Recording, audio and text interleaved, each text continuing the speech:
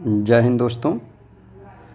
आज हम लोग भारतीय संविधान की इस कड़ी में जितने भी प्रमुख संविधान संशोधन हैं उन सब का अध्ययन एक एक करके किया जाएगा और उनमें परीक्षा दृष्टि से क्या महत्वपूर्ण है इन सब का अध्ययन हम लोग करेंगे।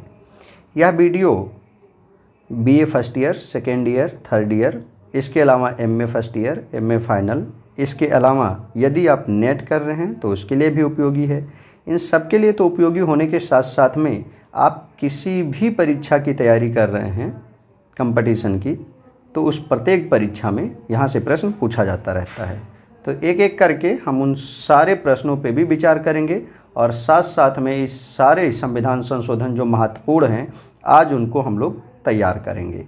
और फिर यदि आपको वीडियो अंतिम में पसंद आता है तो आप लाइक करें, सब्सक्राइब करें और शेयर ज़रूर करें। आइए देखते हैं। तो भारतीय संविधान का पहला संविधान संशोधन 1951 में किया गया था और इसके द्वारा भारतीय संविधान में 9वीं अनुसूची जोड़ी गई थी। अब 9वीं अनुसूची हम जानते हैं कि किससे संबंधित है, तो भूमि अधिग्रहण से संबंधित है 9वीं अनुसूची, और वह पहले संविधान संशोधन 1951 के द्वारा जोड़ा गया था। इसके बाद में अगर हम बात करें आगे तो 7वां संविधान संशोधन महत्वपूर्ण है। 7वें संविधान संशोधन में क्या था कि इसके द्वारा राज्यों का पुनर्गठन करके 14 राज्य और 6 केंद्र शासित प्रदेश पुनर्गठित किए गए थे। यानी राज्यों का पुनर्गठन किया गया और 14 राज्य और 6 केंद्र शासित प्रदेश बनाए गए थे। इससे पहले हम जानते हैं तो भारत में 4 प्रकार के राज्य होते थे। जब संविधान लागू हुआ तो संविधान में 4 प्रकार के राज्यों का उल्लेख था, जिन्हें का श्रेणी, खा श्रेणी, गा श्रेणी और घा श्रेणी के राज्य कहा जाता था। परंतु 7वें संविधान संशोधन करके उन सारे राज्यों का विलय करके 14 राज्य बनाए गए और 6 केंद्र शासित प्रदेश बनाए गए थे। यहीं पर हम थोड़ा सा जान लेते हैं आगे चल करके कि 9वां संविधान संशोधन क्या है। जो कुछ महत्वपूर्ण होंगे उन्हें हम बीच बीच में और भी बताते रहेंगे। तो 9वां संविधान संशोधन जो कि 1960 में हुआ था, ये क्या था, तो भारत और पाकिस्तान के बीच 1958 में एक समझौता हुआ था, जिसके तहत यह था कि भारत पाकिस्तान को बेरूबाड़ी संघ की ज़मीन देगा। बेरूबाड़ी संघ कहाँ है? पश्चिम बंगाल से सटा हुआ क्षेत्र है। यानी कि 9वें संविधान संशोधन 1958 के द्वारा ये तय हुआ कि जो भारत और पाकिस्तान के बीच में ये तय हुआ था कि भारत पाकिस्तान को बेरूबाड़ी संघ की ज़मीन देगा, उसे दिया गया 1960 में 9वें संविधान संशोधन के द्वारा। इसके बाद में 10वां संविधान संशोधन हुआ। 10वें संविधान संशोधन में पुर्तगालियों की अधीनता से मुक्त करा करके दादरा और नगर हवेली को भारतीय राज्य क्षेत्र में शामिल किया गया था।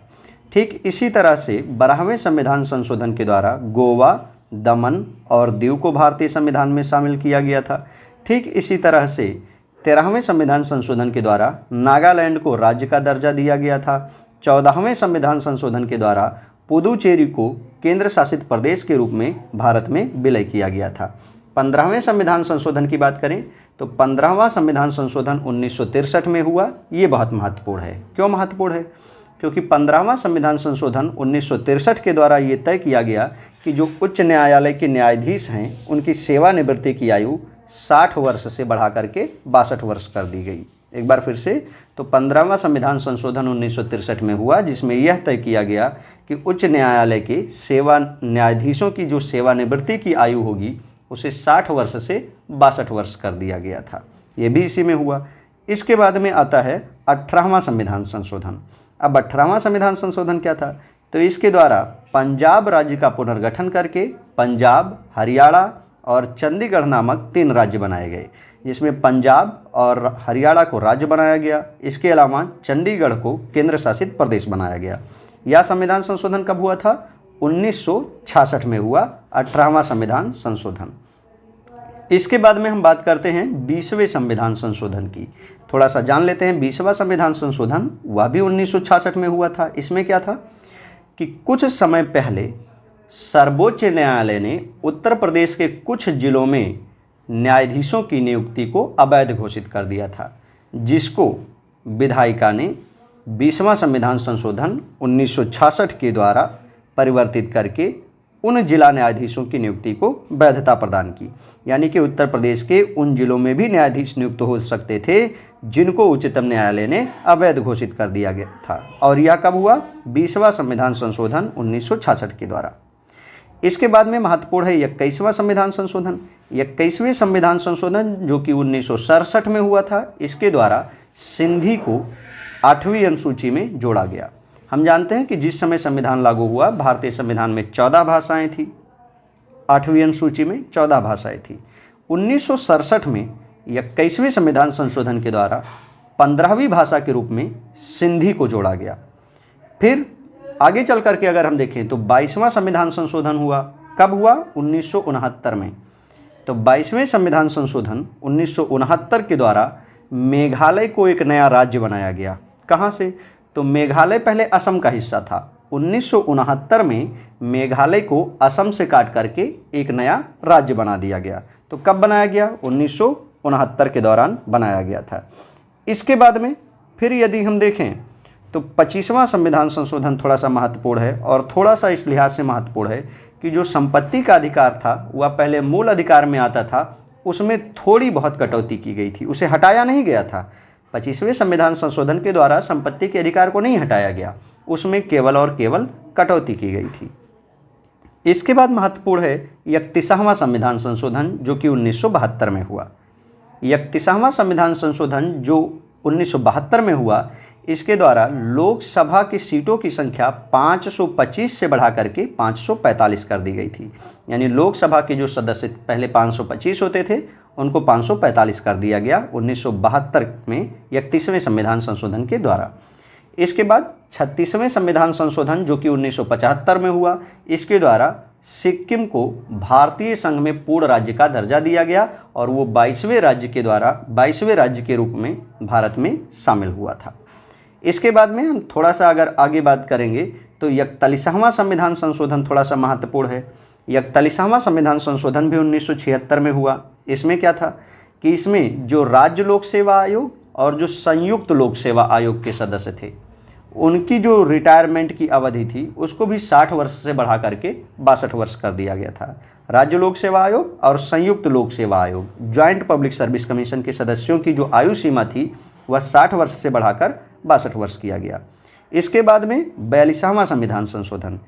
यह संविधान संशोधन प्रधानमंत्री इंदिरा गांधी के समय में स्वर्ण सिंह आयोग की सिफारिश के आधार पर किया गया था। यह अभी तक का सबसे बड़ा संविधान संशोधन है। इस संविधान संशोधन को लघु संविधान कहा जाता है। भारत का लघु संविधान किसे कहा जाता है? तो 42वें संविधान संशोधन को लघु संविधान कहा जाता है। इसमें कुल 59 प्राविधान थे, 59 प्राविधान थे। इसमें क्या थे आइए देखते हैं कि संविधान के प्रस्तावना में पंथनिरपेक्ष, समाजवादी और अखंडता शब्द को जोड़ा गया था। कौन कौन से शब्द को जोड़ा गया प्रस्तावना में? तो पंथनिरपेक्ष, समाजवादी और अखंडता शब्द को जोड़ा गया। प्रस्तावना की बात आती है तो प्रस्तावना को जवाहरलाल नेहरू ने पहले पेश किया था उद्देश्य प्रस्ताव के नाम से। प्रस्तावना को, जिसका नाम पहले उद्देश्य प्रस्ताव था, उद्देशिका के रूप में जवाहरलाल नेहरू ने इसे पेश किया था। ठीक है, अब पंथनिरपेक्ष, समाजवादी और अखंडता, यह जो शब्द हैं यह प्रस्तावना में जोड़े गए और यह सारे शब्द लिए कहाँ से गए थे? तो यह फ्रांस से लिए गए थे। आगे आइए देखते हैं तो मौलिक कर्तव्य को भी संविधान में शामिल किया गया। किसके द्वारा? इसी के द्वारा। मौलिक कर्तव्य को संविधान में शामिल किया गया इसी के द्वारा। कहाँ शामिल किया गया? तो मौलिक कर्तव्य को अनुच्छेद 51 का में शामिल किया गया और भाग पूछा जाए तो भाग 4 के का में शामिल किया गया। स्वर्ण सिंह समिति के सिफारिश पर शामिल किया गया। मौलिक कर्तव्य कितने हैं? तो कुल 11 मौलिक कर्तव्य हैं। 11वां मौलिक कर्तव्य कब जोड़ा गया? 2002-3 में जोड़ा गया। क्या है 11वां? तो वह शिक्षा से संबंधित है, जिसमें अभिभावक को अधिकार दिया गया या कर्तव्य बताया गया कि वे 6 से 14 वर्ष तक के बच्चों को निःशुल्क शिक्षा जरूर दिलवाएं। इस तरह से कुल 11 मौलिक कर्तव्य बताए गए। इसके अलावा शिक्षा, वन और वन्यजीव, राज्य सूची के विषय को समवर्ती सूची में शामिल किया गया, वो भी इसी के द्वारा किया गया। इसके बाद में अगर हम बात करें तो इसी के द्वारा लोकसभा और विधानसभा के कार्यकाल को 5 वर्ष से बढ़ाकर 6 वर्ष कर दिया गया था। लोकसभा और विधानसभा के कार्यकाल को 5 वर्ष से बढ़ाकर 6 वर्ष कर दिया गया। फिर राष्ट्रपति को मंत्रिपरिषद के अनुसार कार्य करने के लिए बाध्य किया गया कि जो राष्ट्रपति होगा वह मंत्रिपरिषद के सलाह के अनुसार कार्य करेगा। यद्यपि अगर हम अनुच्छेद 54 देखें तो अनुच्छेद 54 भी यही कहता, अनुच्छेद 74, 54 नहीं 74, अनुच्छेद 74 कहता है कि राष्ट्रपति मंत्रिमंडल के अनुसार या मंत्रिपरिषद के सलाह के अनुसार ही कार्य करेगा। तो यह भी उसमें दिया गया। आगे हम देखें तो 44वां संविधान संशोधन है, लेकिन उससे पहले 42वें संविधान संशोधन में कुछ और देख लेते हैं। तो 42वें संविधान संशोधन के द्वारा एक बात और तय की गई। क्या तय? यह किया गया कि जो 1971 की जनगणना थी, तो 1971 की जनगणना के आधार पर ही 2001 तक के लिए, 1971 की जनगणना के आधार पर 2001 तक के लिए जो लोकसभा और राज्यों में विधानसभा की सीटें थीं उनको निश्चित कर दिया गया कि भाई जो लोकसभा और विधानसभा है उनकी सीटें 2001 तक नहीं बढ़ाई जाएंगी। और किस आधार पर रखी जाएंगी? तो जो 1971 की जनगणना है उसी आधार पर इनको रखी जाएंगी। ये भी बात ठीक था। इसके अलावा इसमें एक और बात जोड़ा गया कि पहले जो संवैधानिक संशोधन होता था, संवैधानिक संशोधन कौन करती है? तो कार्यपालिका या विधायिका संवैधानिक संशोधन करती है। तो उस संवैधानिक संशोधन की जांच चाहे तो सर्वोच्च न्यायालय कर सकता है, लेकिन 42वें संविधान संशोधन के द्वारा इस अधिकार को बाहर कर दिया गया, यानी कि संवैधानिक संशोधन को न्यायिक जांच की श्रेणी से बाहर कर दिया गया। इसके अलावा अगर हम थोड़ा सा जानते हैं इंदिरा गांधी सरकार के बारे में, तो हम यह जानते हैं कि इंदिरा गांधी का पूर्ण मकसद था कि न्यायपालिका पर भी उनका अधिकार हो, यानी कि वे चाहती थी कि वे देश में सर्वे सर्वा हो, तानाशाही शासन की स्थापना हो। इसीलिए एक और विधेयक इसी में ऐड किया गया और वह यह था कि न्यायिक समीक्षा जो रिट जारी करने की शक्ति होती है उच्च न्यायालय और सर्वोच्च न्यायालय की, उसमें कटौती कर दी गई 42वें संविधान संशोधन के द्वारा। हम जानते हैं कि उच्चतम न्यायालय अनुच्छेद 32 के द्वारा और जो उच्च न्यायालय यानी हाई कोर्ट हैं वे अनुच्छेद 226 के द्वारा, किस अनुच्छेद के द्वारा? 226 के द्वारा रिट जारी कर सकते हैं। तो 42वें संविधान संशोधन में न्यायिक समीक्षा की जो शक्ति थी और रिट जारी करने की शक्ति थी इन दोनों न्यायालयों के, उनमें कटौती कर दी गई, यानी कि उनमें जो है ये रिट जारी नहीं कर सकते हैं। इसके बाद में बात किया जाए तो इसी 42वें संविधान संशोधन में मौलिक कर्तव्यों को लागू किया गया। इसके अलावा जो है जो संविधान का भाग 4 है जिसको आप डीपीएसपी कहते हैं, डीपीएसपी कहते हैं, directive principle of state policy, यानी राज्य के नीति निदेशक तत्व हैं, उनमें 3 नए भाग जोड़े गए। कौन कौन से? अनुच्छेद 39 का जोड़ा गया। अनुच्छेद 39 का क्या है कि समान न्याय और निःशुल्क विधिक सहायता, समान न्याय और निःशुल्क विधिक सहायता अनुच्छेद 39 का इसी में जोड़ा गया। इसके अलावा अनुच्छेद 43 का जोड़ा गया। अनुच्छेद 43 का क्या है या अनुच्छेद 43 ये क्या है? उद्योगों के प्रबंधन में कामगारों की या मजदूरों की भागीदारी बनी रहेगी, इसे अनुच्छेद 43 के का में जोड़ा गया। इसके अलावा एक और जोड़ा गया, अनुच्छेद 48 के का में जोड़ा गया। अनुच्छेद 48 का क्या है कि राज्य पर्यावरण का संरक्षण, संवर्धन और वन तथा वन्य जीवों की रक्षा करेगा। तो इस तरह से हम देखते हैं कि इस 42वें संविधान में या संविधान संशोधन में जहां नीति निदेशक तत्वों में 3 नए अनुच्छेद जोड़े गए, 39 का, 43 का और 48 का, वहीं पर भाग 4 का यानी एक नया भाग बनाया गया स्वर्ण सिंह समिति के अनुशंसा पर।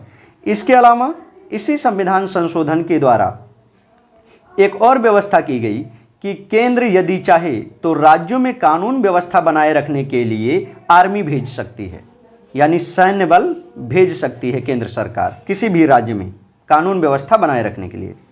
इसके अलावा एक और संशोधन किया गया, वह यह था कि 5 विषय जो पहले राज्य सूची में शामिल थे, कौन कौन से? शिक्षा, वन एवं वन्यजीव, नापतौल, न्याय प्रशासन तथा उच्चतम न्यायालय के गठन की बात, वो पहले राज्य सूची में आते थे जो उच्च न्यायालय का गठन था, उन सबको हटा करके समवर्ती सूची का विषय बना दिया गया था। किसमें? 42वें संविधान संशोधन के द्वारा। तो यह सारे महत्वपूर्ण कार्य 42वें संविधान संशोधन में किए गए। फिर इसके बाद 44वां संविधान संशोधन जब किया गया 1978 में, तो उसमें इन कार्यों में से कुछ कार्यों को निरस्त कर दिया गया। आइए जानते हैं कि क्या है 44वां संविधान संशोधन और क्या क्या निरस्त किया गया।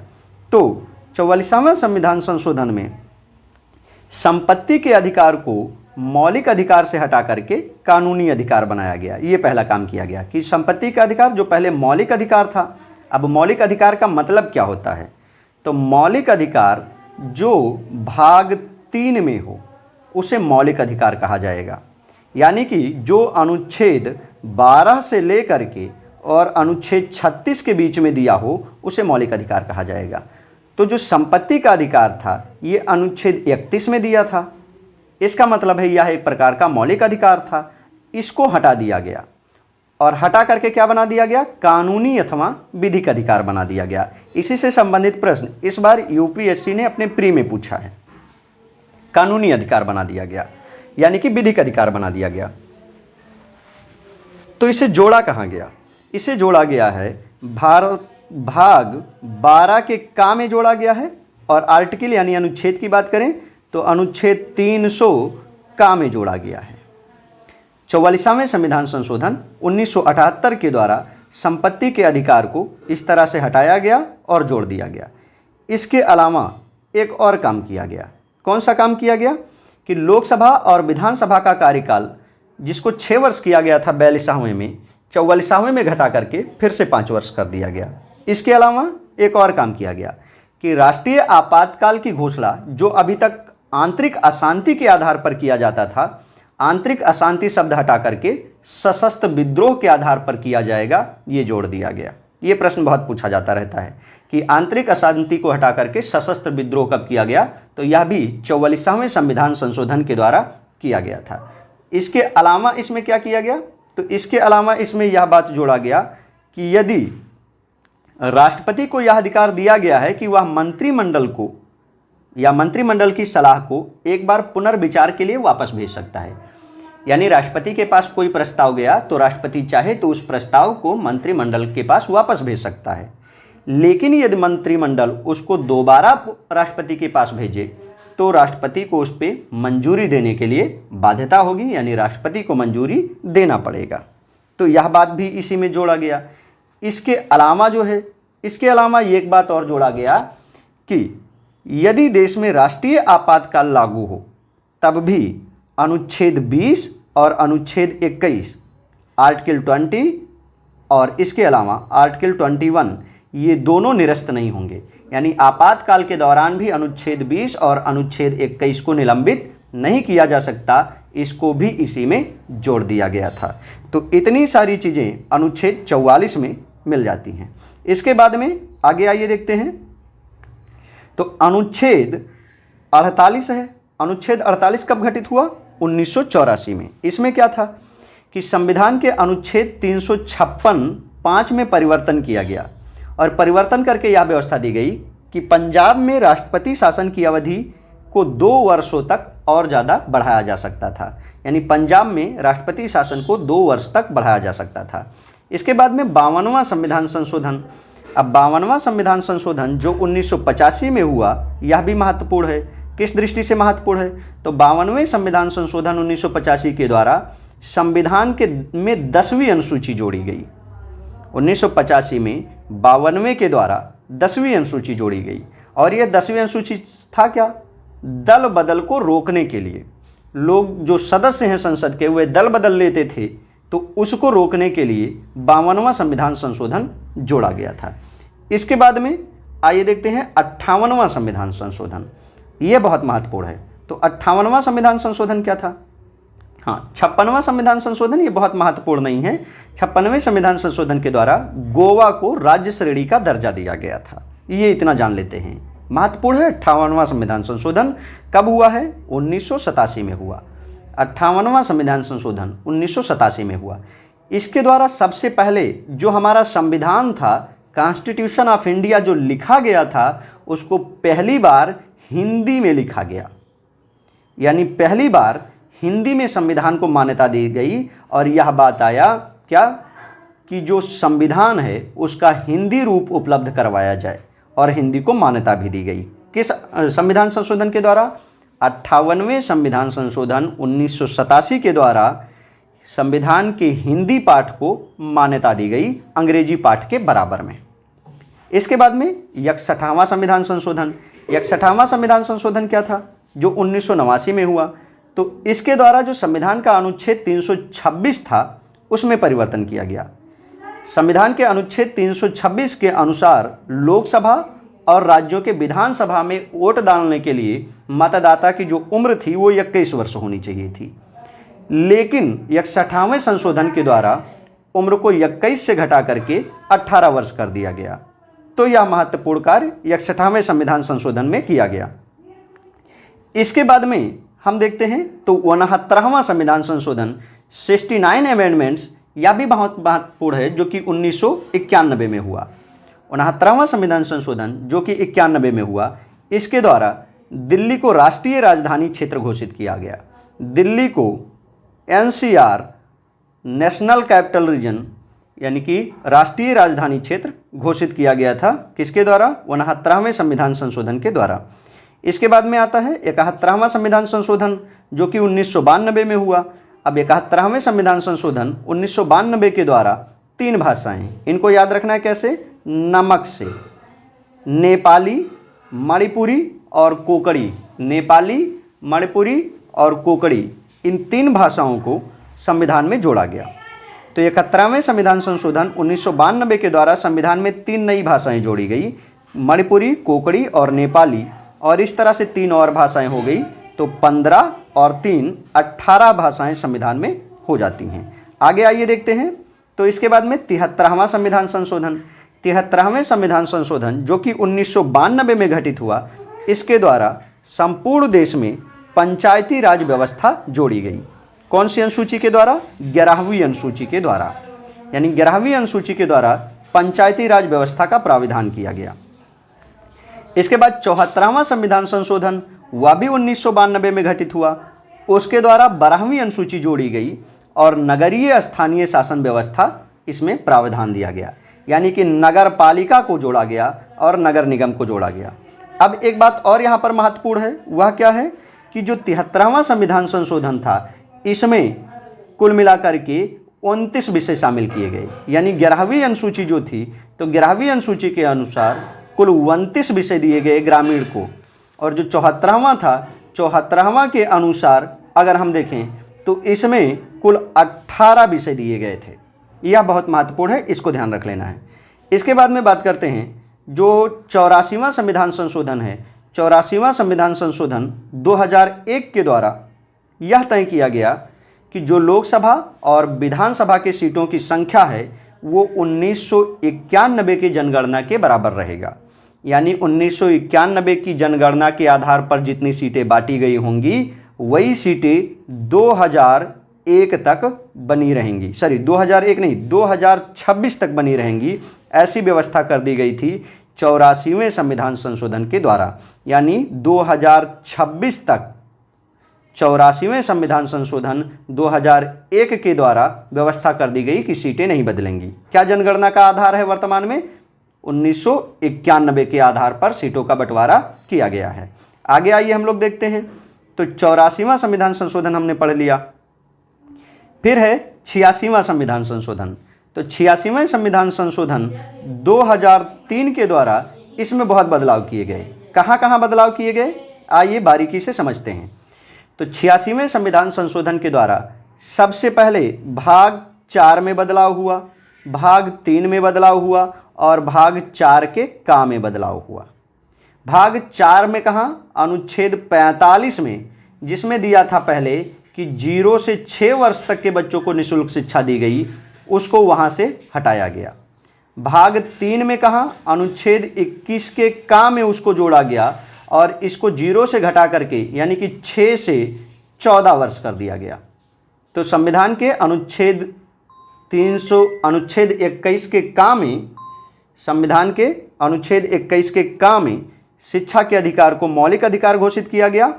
और फिर आगे देखें तो भाग 4 का जो था भाग 4 का का जो था, भाग 4 का क्या है, जो अनुच्छेद 51 का है, यानी कि मौलिक कर्तव्य। तो मौलिक कर्तव्य में भी शिक्षा को जोड़ा गया। और वर्तमान में अगर पूछा जाए कि शिक्षा कहाँ है, तो वर्तमान में भाग 3 में, भाग 4 में, भाग 4 के का में, यानी कि मौलिक अधिकार में, नीति निदेशक तत्व में और मौलिक कर्तव्य में भी शिक्षा को जोड़ा गया है। आगे आइए देखते हैं 91वां संविधान संशोधन 2003 क्या कहता है। तो 91वें संविधान संशोधन 2003 के द्वारा केंद्र और राज्य के मंत्री परिषदों के आकार को सीमित किया गया तथा दल बदल को प्रतिबंधित किया गया। कैसे सीमित किया गया? इसमें यह बताया गया कि लोकसभा या राज्य की विधानसभा में कुल सदस्यों के 15% से अधिक मंत्री नहीं बनाए जा सकते। यानी जितनी भी लोकसभा सीट है उसके 15% से ज़्यादा मंत्री नहीं होंगे। इसी तरह किसी राज्य में जितनी विधानसभा सीट है उसके 15% से ज़्यादा मंत्री नहीं बनाए जाएंगे। यदि राज्य छोटा है और उसमें मंत्री कम हैं तो अधिकतम 12 मंत्री बन सकते हैं। यानी छोटे राज्यों में अधिकतम 12 मंत्री और बड़े राज्यों में अधिकतम 15% मंत्री बन सकते हैं। इसी तरह लोकसभा में भी अधिकतम 15% मंत्री बनाए जा सकते थे, यह भी इसी में दिया गया। इसके आगे देखते हैं 92वां संविधान संशोधन। तो 92वें संविधान संशोधन जो कि 2003 में हुआ, इसके द्वारा 4 भाषाएं जोड़ी गई। कौन कौन सी? बोडो, डोगरी, मैथिली और संथाली। बोडो, डोगरी, मैथिली और संथाली, ये 4 भाषाएं 8वीं अनुसूची में जोड़ी गई और इस तरह से 22 भाषाएं हो गई। तो 14 भाषाएं थी, पहली जोड़ी गई सिंधी, उसके बाद में जोड़ी गई जो है नमक, नमक मतलब नेपाली, मणिपुरी और कोकड़ी, और उसके बाद में ये 4 बोडो, डोगरी और मैथिली और संथाली 92वें संविधान संशोधन 2003 के द्वारा जोड़ी गई। तो इस तरह से संविधान में 22 भाषाएं हो जाती हैं। ये 92वें संविधान संशोधन के द्वारा इतनी चीज़ें हमको जानकारी मिल जाती है। अब यहीं पर थोड़ा सा महत्वपूर्ण है 97वां संविधान संशोधन। क्यों महत्वपूर्ण है? क्योंकि हाल ही में हम जानते हैं कि नया मंत्रालय बनाया गया, सहकारिता मंत्रालय, जिसके अध्यक्ष बनाए गए हैं गृह मंत्री अमित शाह। तो जो 97वां संविधान संशोधन था 2011 में आया और उसी के द्वारा सहकारी समिति को बनाने का अधिकार दिया गया। सहकारी समिति शब्द कहाँ कहाँ जोड़ा गया? तो एक तो मौलिक अधिकार में जोड़ा गया। मौलिक अधिकार में कहाँ जोड़ा गया? तो सहकारी समितियां बनाने का जो मौलिक अधिकार है वह अनुच्छेद 19 में जोड़ा गया। अनुच्छेद 19 में यह बताया गया है कि सरकार जो है लोगों को सहकारी समितियों का गठन का अधिकार होगा। इसके अलावा भाग 4 यानी कि नीति निदेशक तत्व में अनुच्छेद 43 के खा में यानी 43 के बी में भी यह बात जोड़ा गया, सहकारी समितियां शब्द जोड़ा गया। और इसके अलावा संविधान में भाग 9 जो है 9 का खा जो है या विशेष रूप से सहकारिता के लिए बनाया गया। 3 जगह पर सहकारी शब्द है। कहाँ कहाँ? तो सबसे पहले मौलिक अधिकार भाग 3 के अनुच्छेद 19 में है। इसके अलावा भाग 4 के अनुच्छेद 43 के खा में है। इसके अलावा भाग 9 के खा में अनुच्छेद 243 में सहकारी समितियां नाम से एक अध्याय ही जोड़ दिया गया है, जो कि बहुत महत्वपूर्ण है। इसके अलावा थोड़ा सा जान लेते हैं 99वें संविधान संशोधन के बारे में कि आखिर वो क्या था। तो 99वां संविधान संशोधन जो कि 2014 में किया गया था, इसी के द्वारा सर्वोच्च न्यायालय और उच्च न्यायालय के नियुक्ति के लिए भारत में पहले कॉलेजियम प्रणाली चलती थी। उस कॉलेजियम प्रणाली को भंग करके राष्ट्रीय न्यायिक नियुक्ति आयोग का गठन किया गया था। 99वें संविधान संशोधन 2014 के द्वारा राष्ट्रीय न्यायिक नियुक्ति आयोग का गठन किया गया था। 2015 में इस आयोग को बंद कर दिया गया और फिर से कॉलेजियम प्रणाली के आधार पर भारत में न्यायाधीशों की नियुक्ति की जाती है। फिर 101वां संविधान संशोधन। 101वें संविधान संशोधन किससे संबंधित है? तो ये जीएसटी से संबंधित है। इसमें इतना ही पूछा जाना है, तो इसको ऐसे याद रखना है कि 101वां संविधान संशोधन किससे संबंधित है? तो वह जीएसटी से संबंधित है। 102वां संविधान संशोधन किससे संबंधित है? तो ओबीसी आयोग को संवैधानिक दर्जा दिया गया। जो अल्पसंख्यक वर्ग हैं उनको संवैधानिक दर्जा दिया गया। यहाँ पर थोड़ा सा जान लेना है 100वां संविधान संशोधन। तो 100वां संविधान संशोधन के द्वारा भारत और बांग्लादेश के बीच में जमीनों की अदला बदली की गई। ये क्वेश्चन भी पूछा गया है। इसके बाद में आइए हम लोग देखते हैं तो है 103वां संविधान संशोधन। 103वें संविधान संशोधन के द्वारा जो EWS वर्ग हैं, EWS का गठन किया गया, यानी जो सामान्य वर्ग के लोग थे उनको सामान्य छूट EWS के तहत 10% का दिया गया। EWS क्या है? इकोनॉमिक वीकर जो हैं, जो आर्थिक रूप से कमजोर लोग थे, उनके लिए 10% की छूट दी गई सामान्य वर्ग को। 104वें संविधान संशोधन के द्वारा SC और ST के आरक्षण की जो अवधि थी उसको 10 वर्ष फिर बढ़ा दिया गया। इसके अलावा 108वां संविधान संशोधन जो था वह महिलाओं से है। महिलाओं से कैसे है कि लोकसभा और विधानसभा में 33% आरक्षण दिया गया महिलाओं को। लोकसभा और विधानसभा में महिलाओं को 33% का आरक्षण दिया गया 108वें संविधान संशोधन के द्वारा। इसके बाद में 109वां संविधान संशोधन, तो पंचायती राज में महिलाओं को 33% से बढ़ा करके 50% का आरक्षण दिया गया। 110वें संविधान संशोधन के द्वारा स्थानीय निकाय में महिलाओं को 33% से 50% का आरक्षण दिया गया। इसके अलावा देखें तो 114वां संविधान संशोधन क्या है? तो 114वें संविधान संशोधन के द्वारा उच्च न्यायालय के न्यायाधीशों की जो आयु है उसे 62 वर्ष से 65 वर्ष कर दिया गया। 114वें संविधान संशोधन के द्वारा उच्च न्यायालय के न्यायाधीशों की आयु 62 वर्ष से बढ़ा करके 65 वर्ष किया जाना है। 115वां संविधान संशोधन, तो यह भी GST से संबंधित है। इसके आगे फिर अगले वीडियो में हम लोग मिलेंगे। तब तक के लिए जय हिंद। उम्मीद है आपको ये वीडियो पसंद आएगा। अगर पसंद आता है तो लाइक करें, शेयर करें, सब्सक्राइब करें। जय हिंद।